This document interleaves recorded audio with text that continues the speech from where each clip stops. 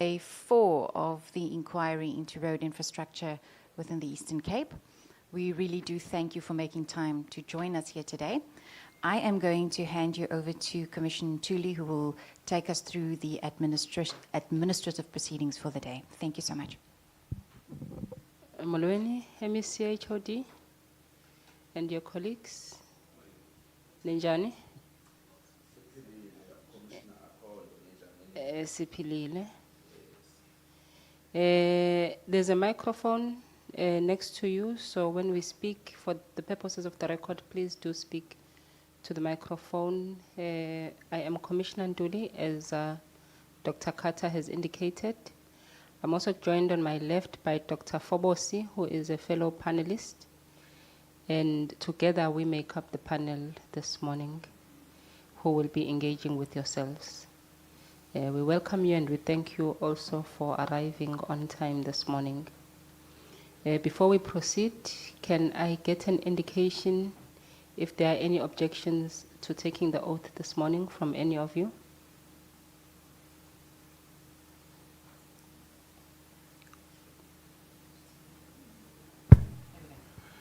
No, thanks. Good morning to you, Commissioner, and the entire commissioners. We don't have an objection. Thank you very much. And will the three of you be speaking this morning?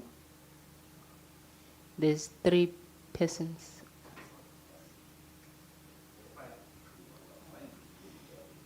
So all of you will be.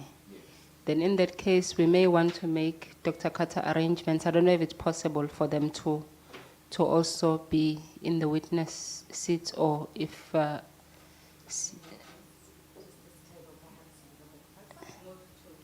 yes, yes.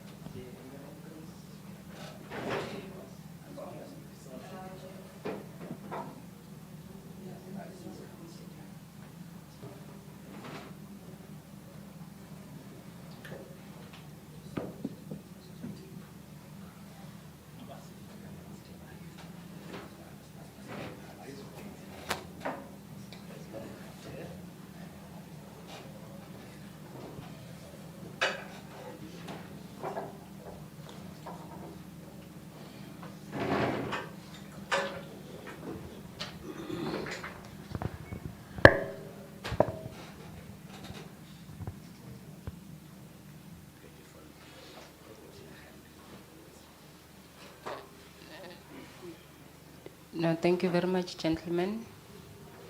I see. Are there no women leaders in this department? MEC. There are so many. Are they on sick leave? No, they are.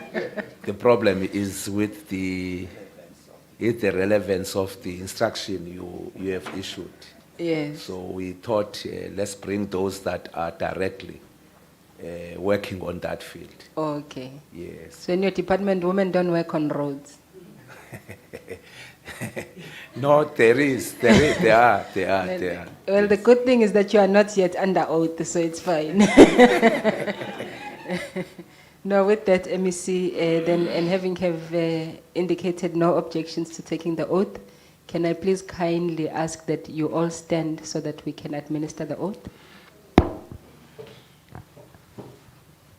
Can I ask you to please read individually to the record your full name, surname, institution that you represent, as well as the position that you occupy, please? Individually? Yes. Okay. My name is Fundile Kate, the MEC for Education. I don't have a rejection in taking the oath. I am prepared to talk to the oath that I have made. I am Soisile Nogu, the HOD of the department. No objection to taking the oath. I am Tabang Monare, Director responsible for school infrastructure planning in the province. I have no objection. My name is Tsepo Masweu. I'm the Chief Director for Corporate Strategy Management. I have no objections to taking the oath. My name is Chris Mdingi, Director Stakeholder Management and Citizen Care Services. I have no objection to taking the oath. Thank you very much. Thank you very much, gentlemen. Then, having indicated no objection to taking the oath, do you all swear that the evidence you shall give this morning will be the truth, the whole truth, and nothing but the truth? If so, kindly raise your right hands and individually state for the record, so help me God. Yes, Commissioner. The information that we're going to present is nothing but the truth. Thank you so much. So help me God. So help me God. So help me God. So help me God. Thank you, gentlemen. You may be seated. You are duly sworn in. MEC, you will have then 30 minutes to offer us the presentation as per the invitation of the provincial office, and thereafter we will engage with yourself as the panel. I understand that the HOD will be making the presentation, but of course through yourself. Over to you.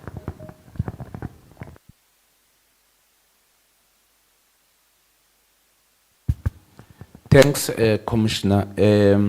As I said earlier on, my name is Fundile Kate, the MEC for Education. We received the communication from your office, and we welcome it precisely because, in our view, it seeks to consolidate what should have been done before, what should be done now, and what should be also our strategic view on the consolidation of the infrastructure in the province, so that we can remain within the constitutional mandate that the sector has. In particular, in the relationship and the impact of the road network infrastructure into the schooling system in the province. But we felt let's go beyond that, probably give a reflection, Commissioner, of the infrastructure in schools, because there is going to be the relationship between the two.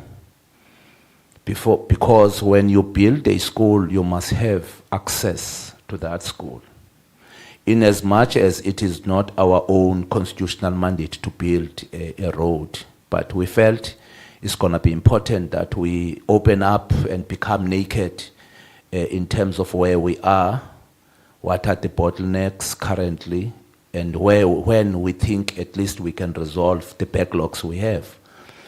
But also make a reflection through the HOD on how best do we remain a beacon of hope in terms of the intellectual development of the kids that we have been assigned with.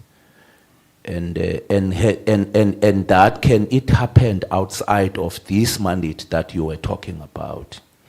So it's quite a very interesting topic, so to speak, Commissioner. And if you allow me, I would request that the HOD get into the presentation and allow us to make that presentation and then come back and see if there are gaps. We'll request the colleagues to fill up those gaps so that the commissioners can be able to engage us extensively on the question on the table, Commissioner. If you allow me, I will hand it over. Okay. Thank you so much, Commissioners, MEC, and my colleagues. Indeed, as the Honorable MEC is stating, when we received the invitation to come and present ourselves to South African Human Rights Commission, we looked at the topic, looked at the theme, and then we, as the MEC is saying, we are the Department of Education, which is grossly affected by the infrastructure provisioning of the province. Our province is largely rural with plus minus 5,000 schools. Now, and the eastern part of the province is deep rural. Now, the issue of the conditions of roads in the province has a knock-on effect in general schooling and also in how the system is running. For an example, one, as the system, we, in terms of National Education Policy Act of 1996, we are supposed to monitor the teaching and learning in schools. And our inspectors who are up there in districts, they have to monitor the schools, at least according to the targets, at least 4 times per year, unless there will be special visits, in addition to the target that we always set for ourselves. Now, number 2, now we're writing examinations. The issue of the condition of roads has a knock-on effect on the on this exercise. For an example, we even made a contingency measure as the department to say, if we have heavy rains during this period, we have a backup where we have communicated with the South African National Defence Force to say that if in some schools where it is impossible to reach, we shall engage the services of the helicopters and the like. So there are such schools in the province where, as OMS was saying, you can't easily reach them. Now, obviously and logically, in such schools, there is no effective teaching and learning at all. Now, and also, lastly, because I've flagged 3 things: monitoring, writing of exams, as well as infrastructure provisioning by the Department of Education to schools. Now, on the issue of the condition of roads to schools, it's difficult to even provide infrastructure to schools because you'll have big trucks loading cement, blocks, and all that kind of stuff. Some of the schools that we are able to build is because they are not reachable. But despite that, Commissioner, we have, for the benefit of service delivery in government, we have made just 2 presentations that indicate that despite what I'm saying here, because we must remain positive and make things happen at all costs, we have indicated here the number of schools and the names of schools that we have been able to build despite what I'm saying, and also the projects that are under construction as we speak. So these 2 presentations are ready here. I will not go through them because it's a question of the commissioners looking at these presentations. You say, here are the projects that, despite all the odds, the province has been able to finish. Here are the projects that are running as we speak. So I don't know with your time because it's everything is here. I now want to get your guidance because I heard you saying that MC is given only 30 minutes, but in front of me we have made some copies so that it can be easy for us to go through them if I may be allowed to do that. Thanks, Commissioner. No, thank you very much, HOD. Yes, please do go through them, and of course you will have the respect of the time that is available, but of course our interest is in the information, so we can work together in a flexible manner.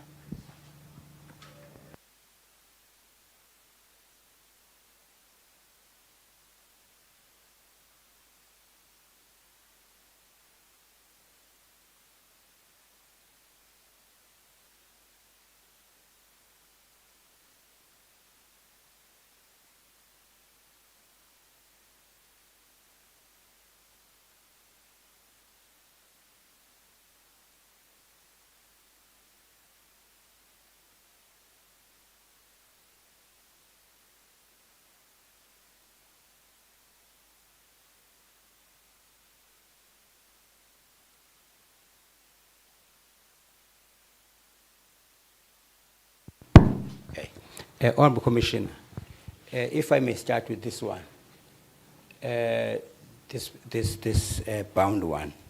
Now, it's new schools built from 2019 to 2023.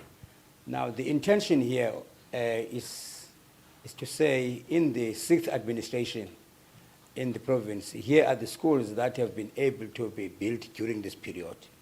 Now, I will not bore you with page 3 because page 3 is the beautiful picture on page 3 of page 3, the beautiful picture of the person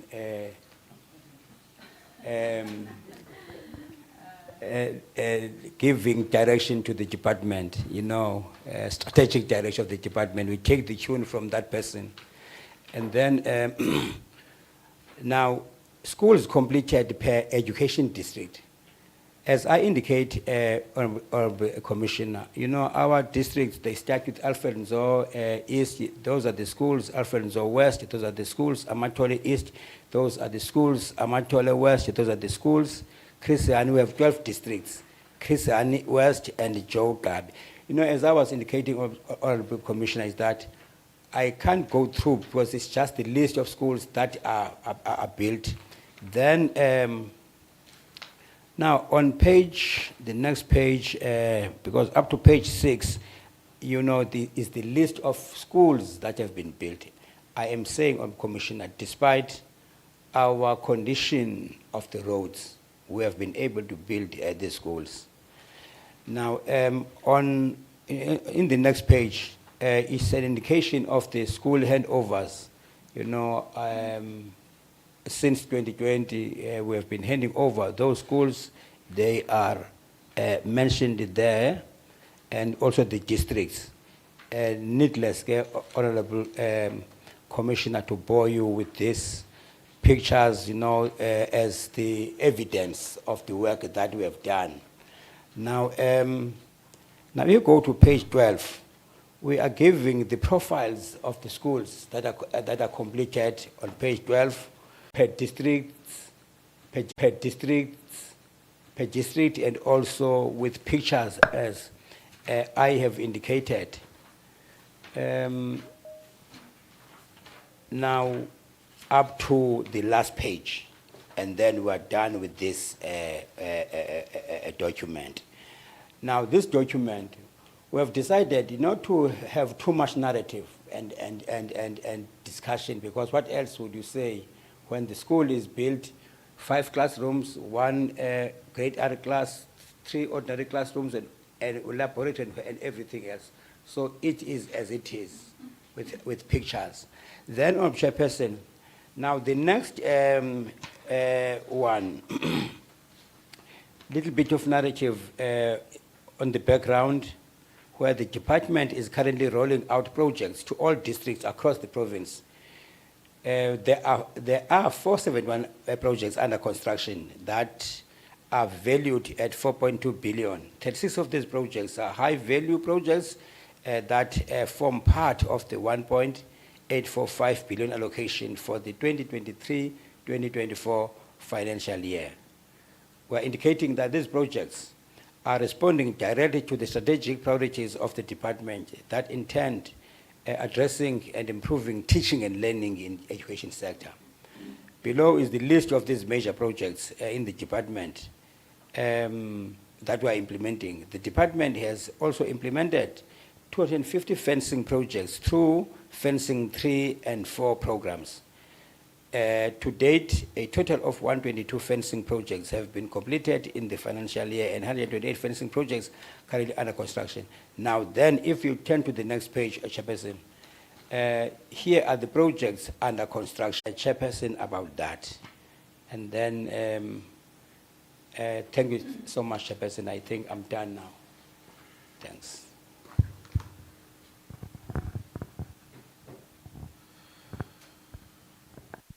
Thank you very much, HOD. Very valuable information you have given us. As you were speaking, the provincial manager was just pointing me to the total project costs, which seem to be quite exorbitant. A school that is worth 250 million.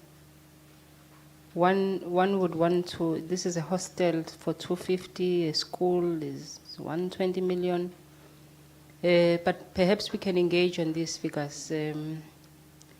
I wonder, MEC, if maybe you could also, before we begin our questioning, just maybe speak to us, because our main interest, as you alluded to earlier in your introduction, the state of roads and the state of road infrastructure and how it affects your functioning as a department.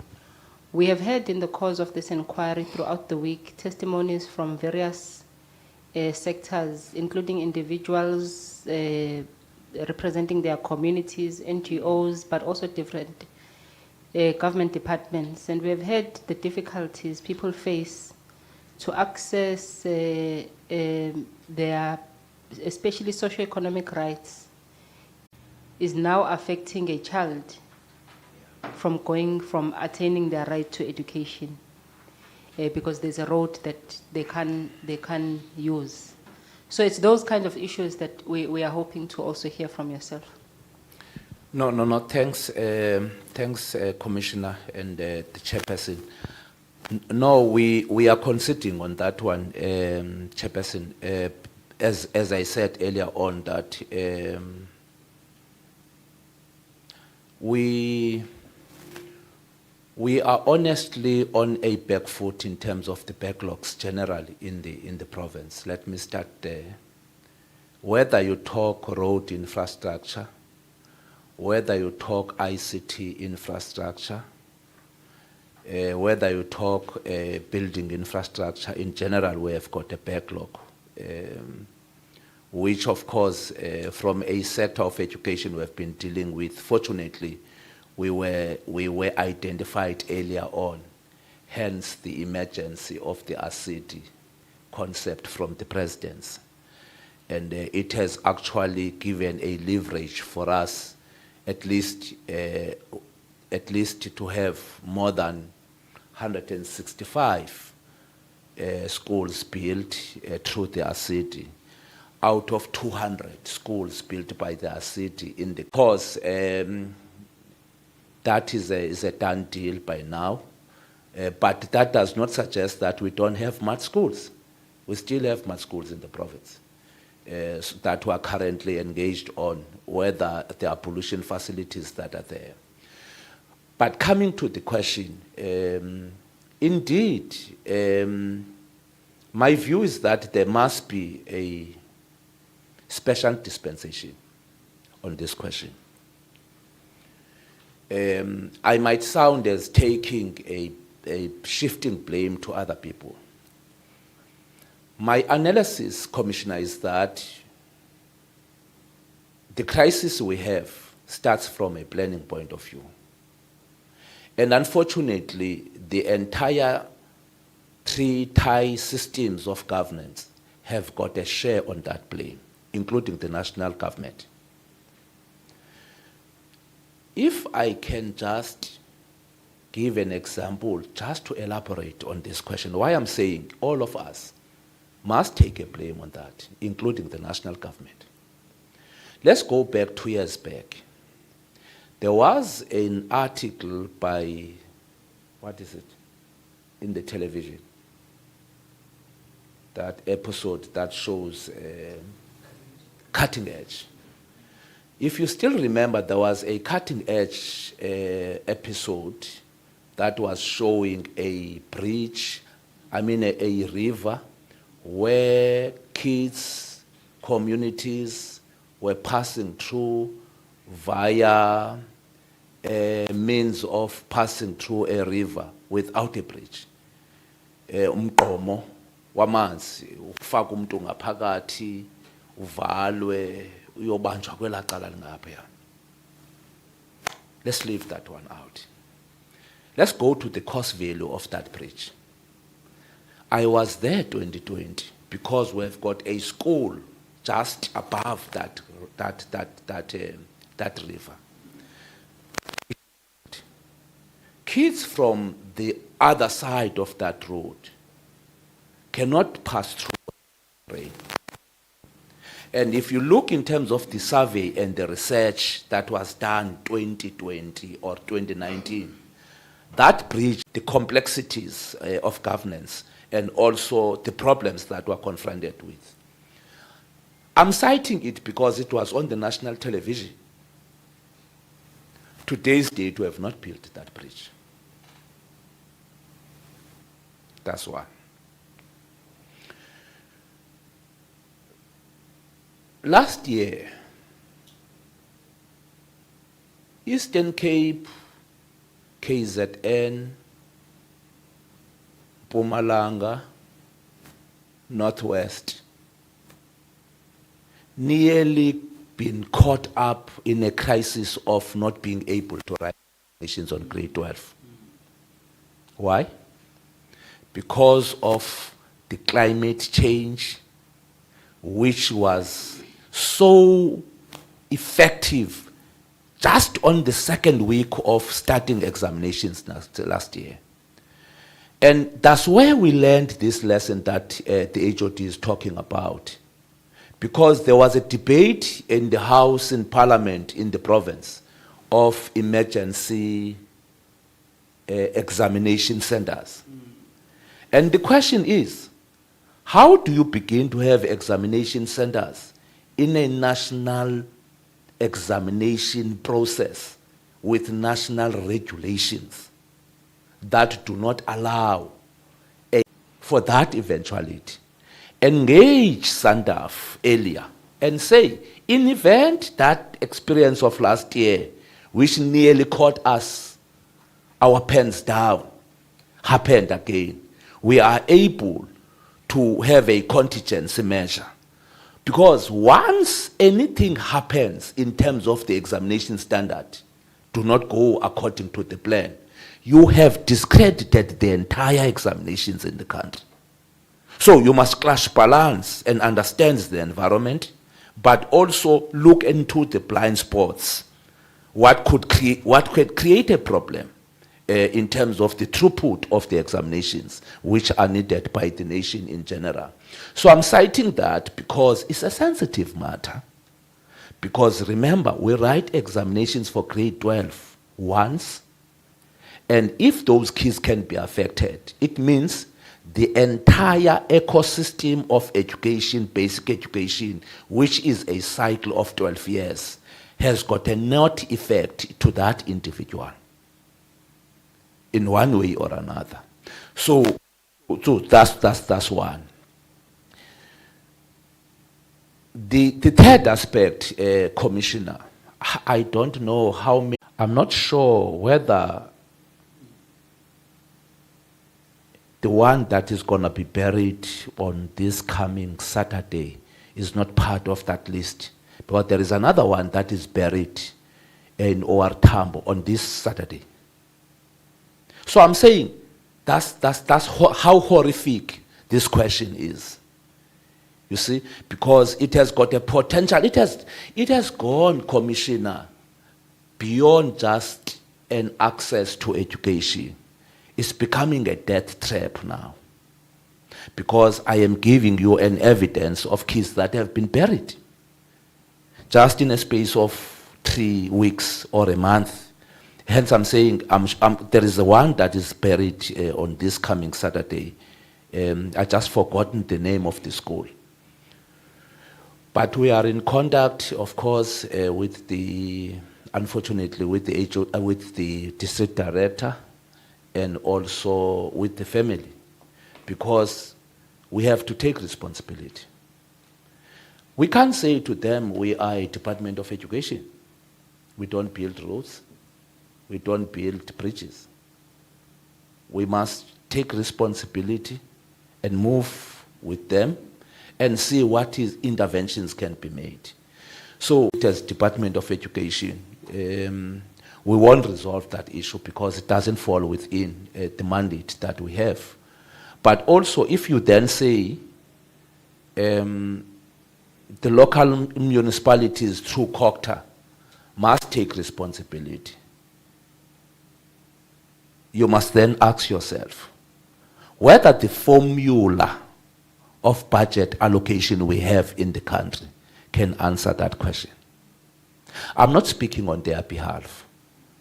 I'm taking an advantage of being an official of government who benefits out of the information government have and able to see whether the problems you have are not as a result of a particular unattended question. So hence I'm saying, I was citing this example of this bridge in Nyande. If you say that municipality must build that bridge, let's accept and agree. It will never be there. Because if it costs 200 million, the net value of the entire municipality is not 200 million. It's even lesser. So in essence, it means that institution must be closed in the best interest of this bridge that you are talking about. So for me, there is a need of a reviewal of budget allocation by national government, or create, as a proposal now, Commissioner, without wasting your time, or create and be able to do that. Provincial government is saturated, will never be able to do that. Because even some of the roads that we're talking about are provincial. So there is a need of an intervention in the context of budget allocation, and also creating a new dispensation of dealing with this kind of a backlog that we have. In the previous years, Commissioner, one amongst the reasons that we were always on the back foot in provisioning of learner support material in good time was this question. The reason that almost every year by January, there will always be noise about learner support material not being there in good time, and trucks that were supposed to deliver LTSM could not deliver in December because December is almost a heavy rain period. Now you must then wait for January. During that period, that has got more of sunny period, so that they can deliver now in terms of the stationery. We are almost at 85% or so in terms of the textbooks. And some of the companies that have been employed are almost at 100%, with the exception of Joe Gabi, which is a worrying factor for me, both in terms of the textbooks, but also in terms of the stationery. But also, the team that I'm working with is mitigating on that area, because it's Joe Gabi that is on the red flag in terms of the LTSM. Otherwise, I'm very comfortable, for the first time in 29 years, that by November, schools have books in the province. I'm very happy on that one. But I'm saying, even there, the reason was also about this road network, which is a problem, and the period itself is a problem. Because if you say in the province, let's deliver LTSM between November, December, and January, you are competing with the climate change. But if you then take earlier, as we did this year, take it to August and September, so that by November you are finishing it up. But the risk of that is that schools are going to close with those books, and some have got no proper security, and you might be forced by January to either go back and buy those books.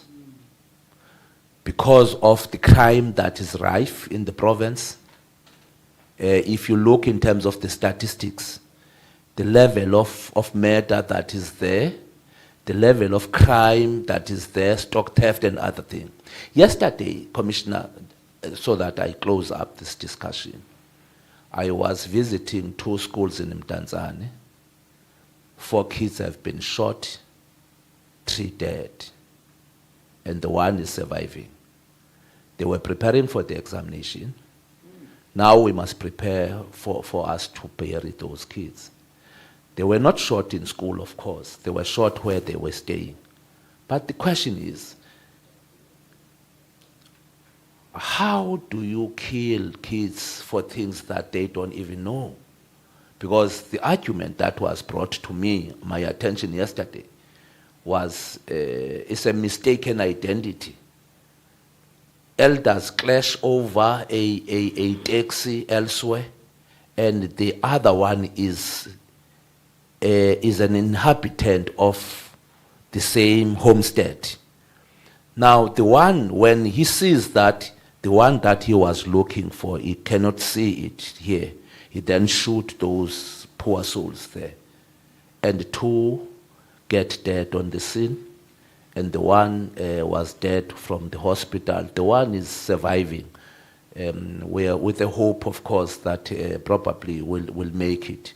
So that's the sketching environment that I'm trying to bring to your attention, that it's quite very difficult, but of course we're working on it, Chairperson. Thanks so much.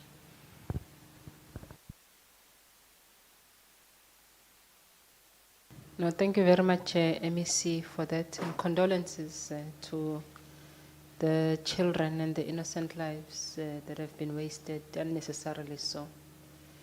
I will now hand over to the panel. I'll start with Dr. Kata, and thereafter Dr. Fobosi. Dr. Kata. Thank you, Commissioner. Thank you, MEC, and your team. I think similarly yesterday with the MEC of Health, you have confirmed our suspicions that, as with health, your service is also directly affected by the non-existence or the lack of maintenance of the road infrastructure. I think the Commissioner has pointed out, even earlier in the discussion, a few areas that we just want to probe a little bit more, just to understand the impact. I'd like to just make a few contextual comments as well. We heard throughout the past few days that we only have 9% surfaced roads in this province, as opposed to 25% in the rest of the country average. Which, MEC, I think you've already indicated there needs to be sometimes the differentiation then in terms of provinces. Where does the focus need to go then if one does a national assessment of infrastructure needs? So those are just contextual considerations. So I would just like your comments on the following. We haven't spoken about scholar transport yet. So scholar transport, in our view, is a key element in order to access basic education. Now, in terms of this, can you give us a little bit more information on where is this responsibility? We do know in terms of where it would be situated, but your engagement in respect of scholar transport, where the responsibility starts and where it ends, and then that's number one. Because we've also heard, and I've visited the same area as MEC, where the scholar transport would drop the children on the other side of the river. So the scholar transport would be there, and then they would say walk or swim. And I've been there. I've been there in Januaries, and I've been there in Februaries, where the tide, if I can call it like that, is very high. So that would be the one question. Then, what steps have you taken to address the concerns that a lack of scholar transport is having on the right to access basic education? Because surely, in my understanding, that would lead to an impact on your attendance numbers, dropout numbers, and even successfully completing the grade 12 curriculum numbers. So that scholar transport perhaps is the one focus. Then the second thing that we've heard throughout the proceedings is that due to a lack of scholar transport and a lack of road infrastructure, and obviously the economic environment, learners sometimes enroll later. We've heard that at the age of 10, maybe, you'd get an influx of learners, because our hypotheses might suggest that that's when the kids can walk to school. The younger ones may not be able to walk to school yet.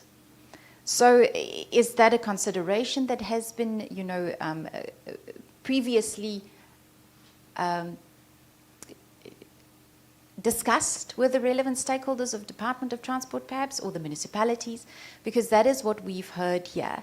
And whether you can perhaps confirm that in terms of enrollment areas of the areas such as Jokabi, where we've now heard it is quite difficult to reach the schools. So that's something that we would also just like a little bit of clarity on. I would also love to see the dropout numbers, because what we've also heard is during rainy seasons, children just don't go to school.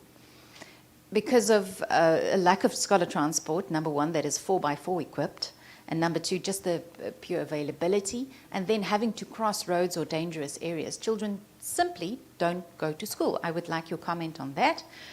Similarly, whether educators are able to would be it for now. Let me see, I think you've also indicated that there is a clear need for an integrated approach. We also have COCTA coming just after you. So that's something that we will also take into consideration during our deliberations. So from my side, that is all for now. Thank you, Commissioner.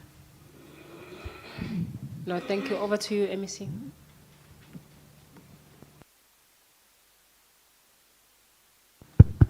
Chairperson, allow me to take the easier ones, and the complex ones, I will hand them over to the HOD and the team. Let's start on the scholar transport. Our strategic opponent number one on scholar transport, which is out of our own making, is the dual character of the function. Once you have got a function that is all over the show in government, you are going to land here. I'm not sure whether I'm clearer. It falls to that trap because education. Scholar transport is an issue of the Department of Transport since 2017, if not 2018. The function of education in that space is for us, in terms of that legislation, to provide proper stats for the Department of Transport, for kids to be ferried to school. The approval in terms of the procurement plan lies with the Department of Education, Department of Transport. Accreditation of service providers is with the Department of Transport.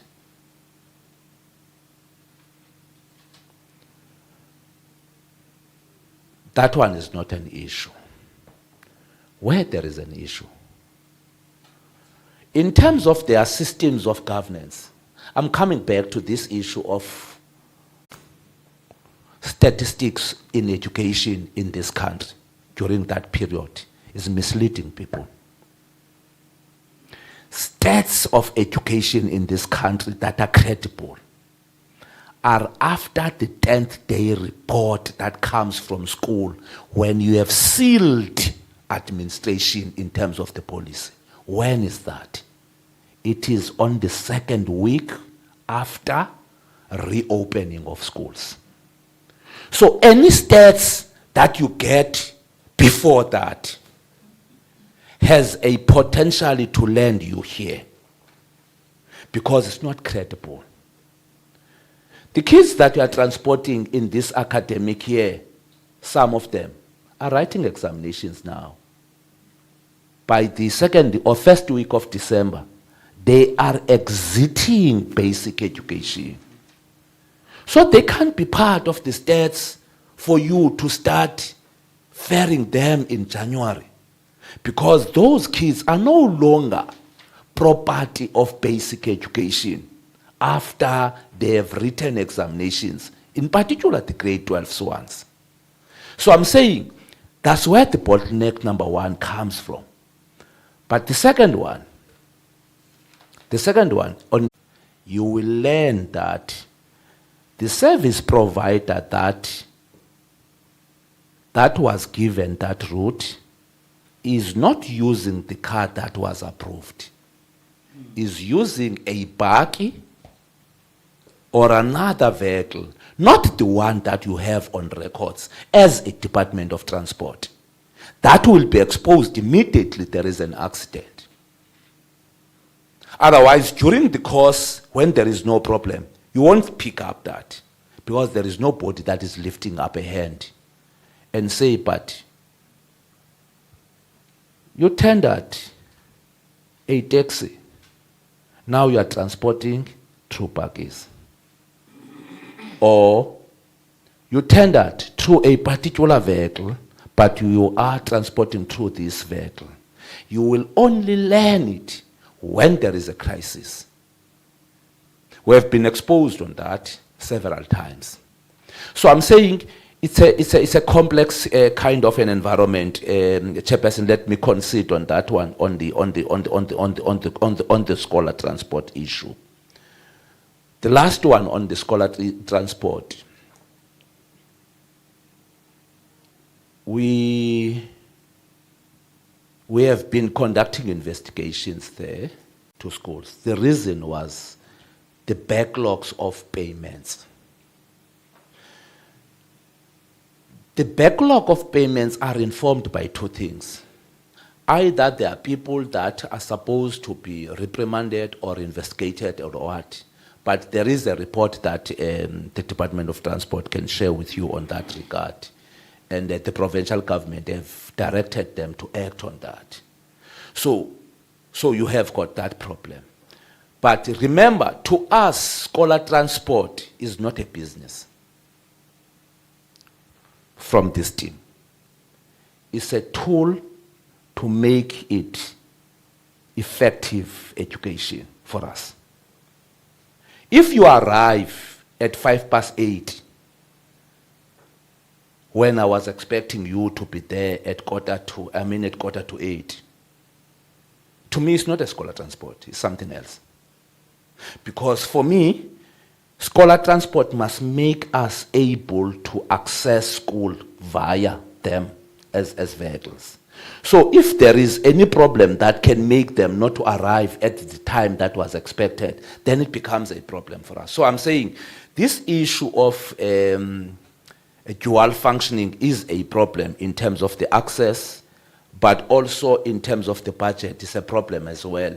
Because you'll find younger ones, is correct, Doc is correct, you'll find younger ones not being part of the scholar transport on the basis of strategic priorities that probably the district has that are currently there that we cannot run away from.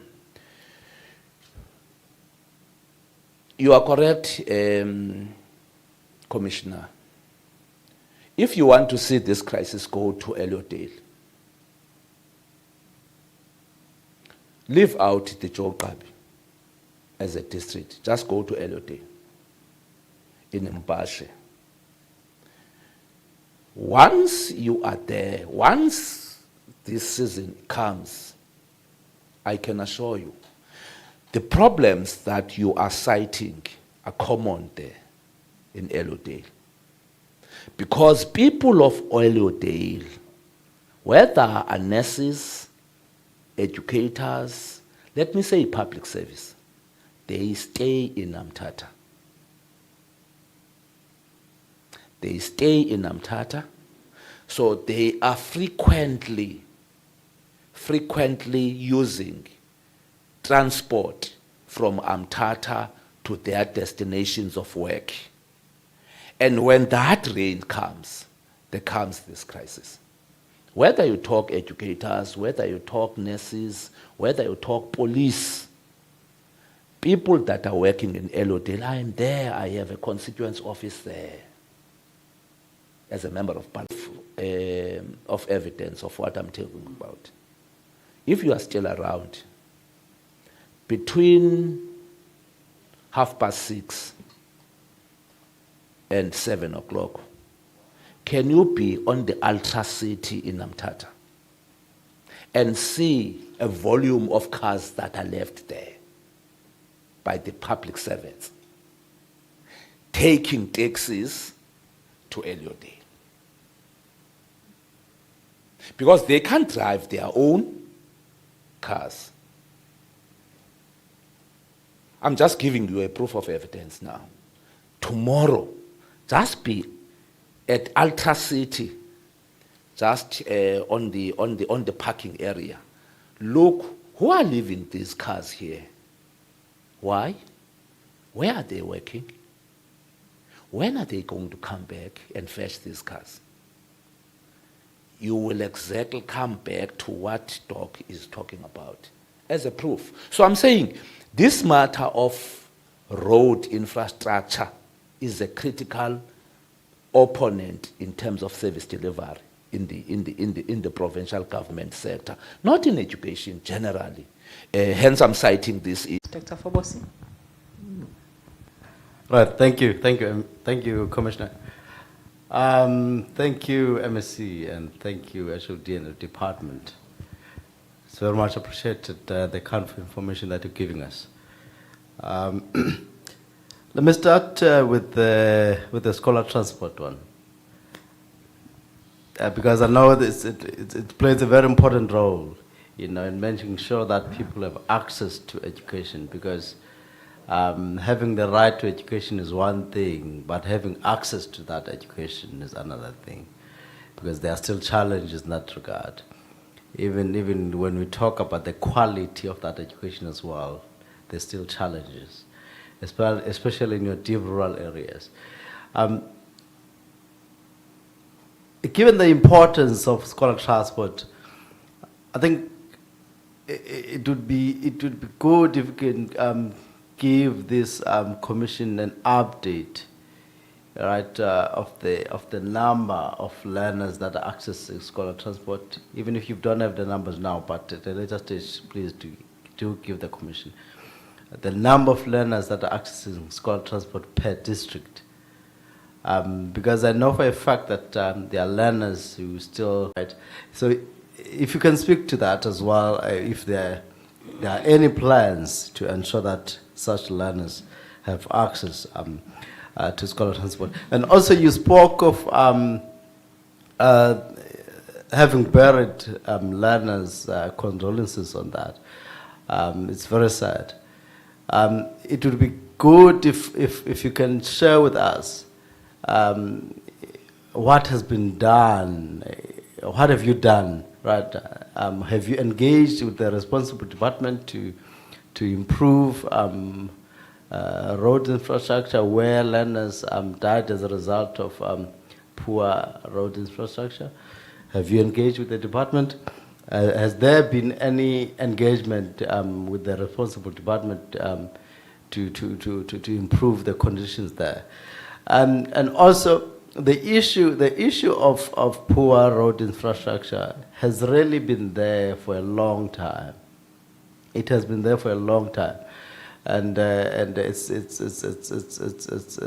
very bad that it's affecting most of the deep rural areas, such that they have less access on what can be done. The last one, if you can just speak on the measures that are being considered to ensure the safety and timely arrival of learners and educators in areas that are affected by poor road infrastructure in the province. Because you've just referred to Elliotdale. there are conditions which is affecting people from getting to work and students from getting to school. What are the measures currently to address those problems? Thank you. No further questions, Commission. Thank you.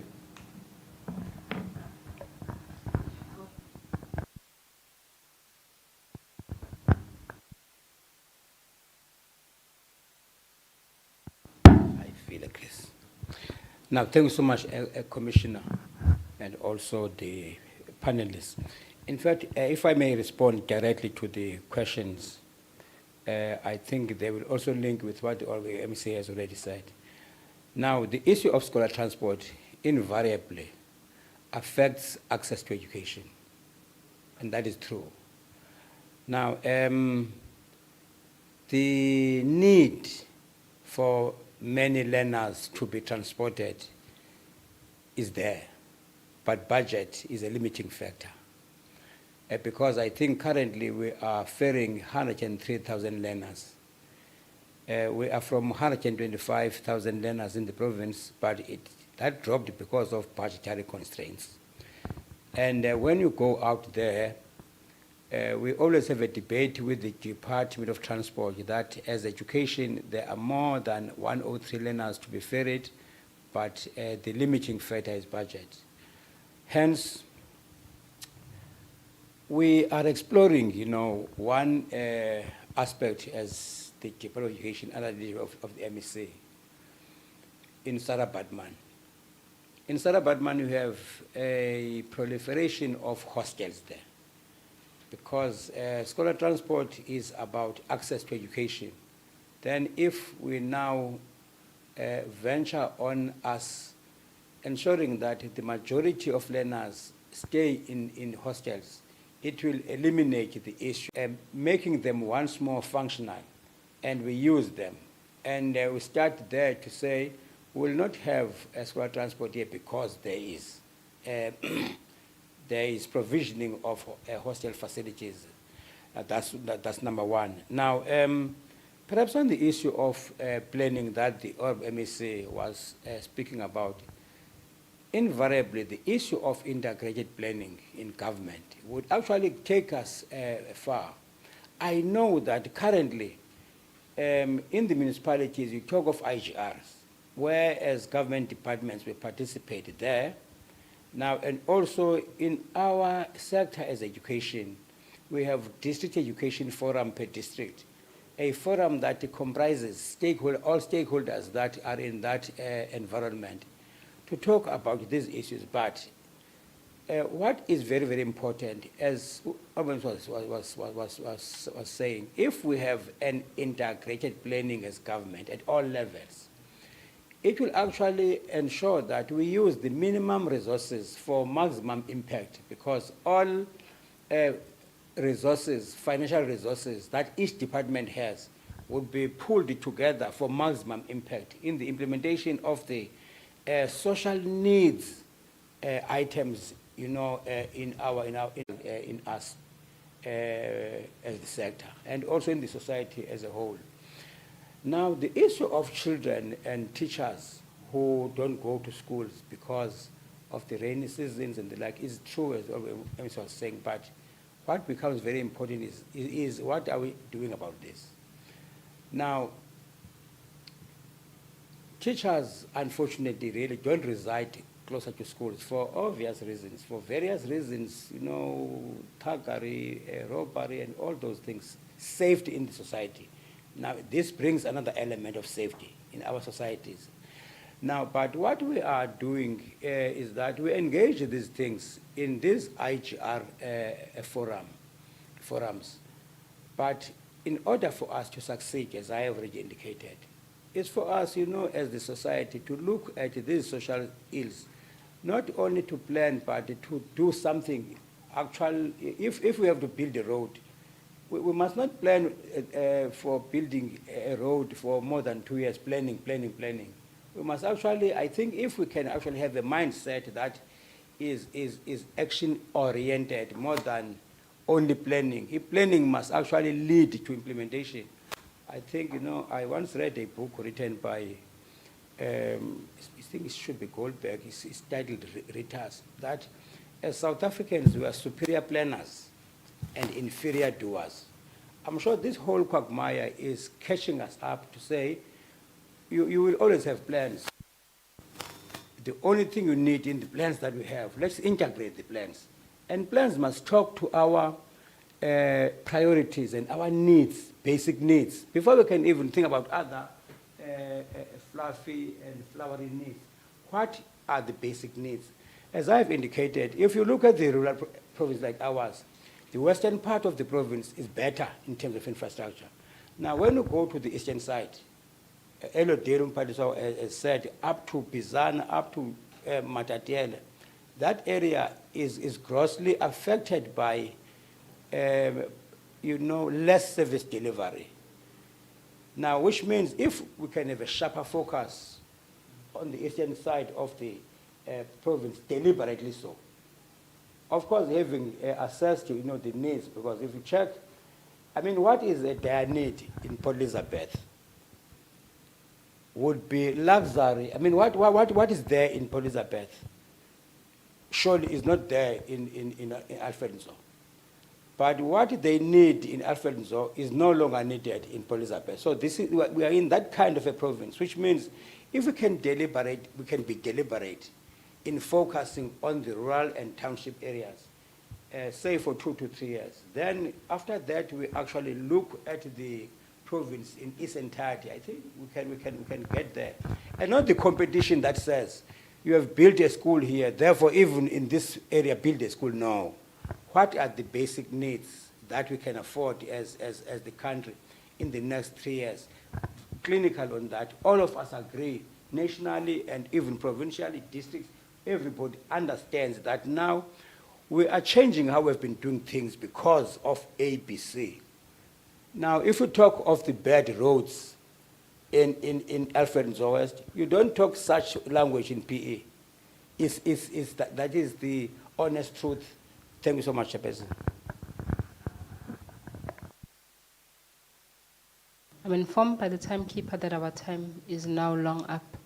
So that will bring us to the end of our engagement, at least for today, MEC.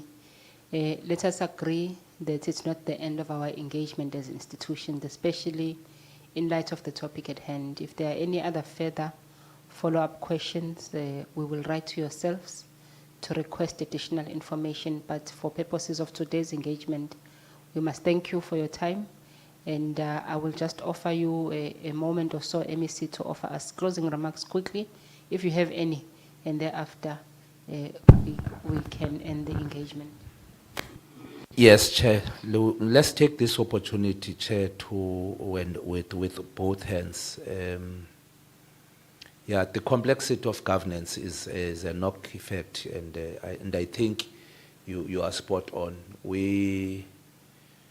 Let's probably, through you, Chair, HOD, make these reports available to the Human Rights Commission's office, but also share more light on the strategic questions that they have raised, so that also it gives us a special moment to learn more. You may take it for granted, but for us, it's almost a thorn in the flesh of the sector, because you see, the problem of the education sector in the country, whatever happens wrongly in the society, it must come here. Whether you talk teenage pregnancy, we must answer. For kids that do not have a stable families. So you can't run away from being responsible because you have a feeling that this matter should have been addressed in that corner. Therefore, I must find a way of escaping it, because you are dealing with the humankind here. So I am therefore saying we are welcoming that gesture, Chairperson. We will forever be indebted in your wisdom as too. Thanks so much. No, thank you very much, MEC. The time is now 9:35, and you may be excused. Thank you so much. We wish you a good day. PM. Thank you so much. We are going straight into Cogta's presentation. Can